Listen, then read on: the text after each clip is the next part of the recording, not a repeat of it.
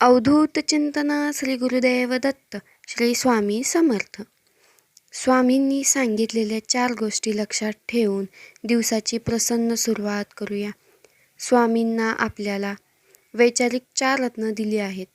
विचारांचे अलंकार घालणे केव्हाही चांगलेच. ते चोरीला गेले, जरी ज्याने चोरले गेले त्याचेही भले. या अमूल्य रत्नाचा ठेवा स्वतःकडे बाळगूया. पहिले रत्न आहे माफी. तुमच्याबद्दल कोणी काहीही बोलू द्या, ते मनावर घेऊ नका आणि त्यांच्याशी परिवादही करू नका व त्यांच्याबद्दल मनात रागाची भावना ठेवू नका. उलट त्यांना माफ करा. दुसरे रत्न विसरून जाणे. आपण केलेले उपकार नेहमी विसरून जा. केलेल्या उपकाराचा प्रतिलाभ मिळेल अशी अपेक्षा, लोभ ठेवू नका, कारण अपेक्षाभंगाचे दुःख वाईट असतं. तिसरे रत्न विश्वास. नेहमी आपल्यावर, मेहनतीवर आणि स्वामींच्या वचनावर अतूट विश्वास ठेवा.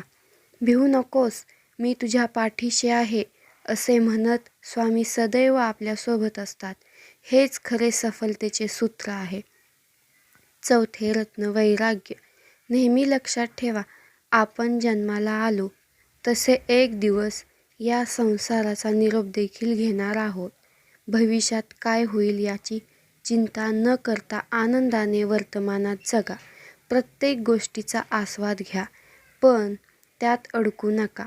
भगवंताच्या नामाशिवाय कोणतीही गोष्ट शाश्वत नाही, तर क्षणभंगुर आहे. म्हणून थोडक्यासाठी मोहात अडकू नका.